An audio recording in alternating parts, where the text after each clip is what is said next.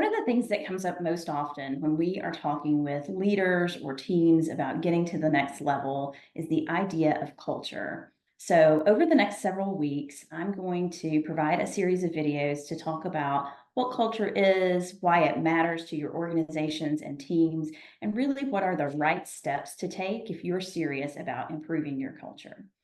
But today, I want to start with that first question. What is it we really mean when we're talking about corporate culture, organizational culture, even the culture of an individual team? What is it that we're talking about? I always tell folks when we start talking about culture that it's a little bit like nailing jello to the wall. Just when we think we have it pinned down, just when we think we know what we're talking about, it slips and slides away from us and lands on the floor again. But it doesn't have to be that way. Culture, while it is difficult to improve sometimes, when it is sometimes difficult for us to describe what our individual culture is, the idea of what organizational or team culture means is fairly straightforward. It's really just a series of shared values and beliefs and behaviors and procedures that we follow again and again, that when we do that creates this sort of social and psychological fabric of an organization or team that really runs in the background of everything else that we do. That's why we can feel culture, but we sometimes have a difficult time describing what our culture is. It's because it's running in the background.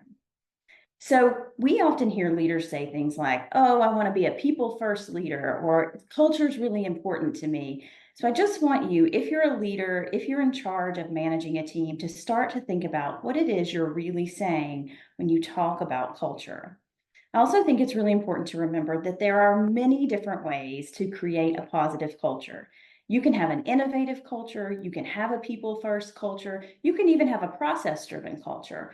All of those can be very positive. So there's no one right size fits all when it comes to what is going to make for a positive culture. It's really important that you have something that resonates with you, with your team, and is really a fit for the mission that you're trying to achieve.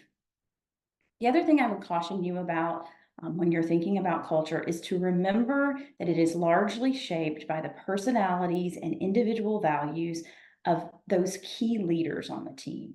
Sometimes that's a founder. If you're in a founder led organization, the culture of that organization is going to be shaped very heavily by the personality and preferences of that founder.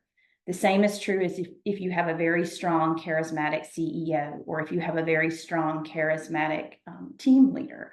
The individual preferences, the individual values and beliefs of that leader, we're going to see them spill over to the culture. Sometimes that's a very positive thing, but sometimes it can cause some problems if there's a little bit of misalignment. Really, for you as a leader, the important thing to remember is that if you are sort of unconscious about this, if you're not being intentional about the culture you're creating, it's going to just align with your natural values. Again, that may be fine, but it may be something that you want to be just a little bit different. So, just a quick introduction to the idea of what culture is.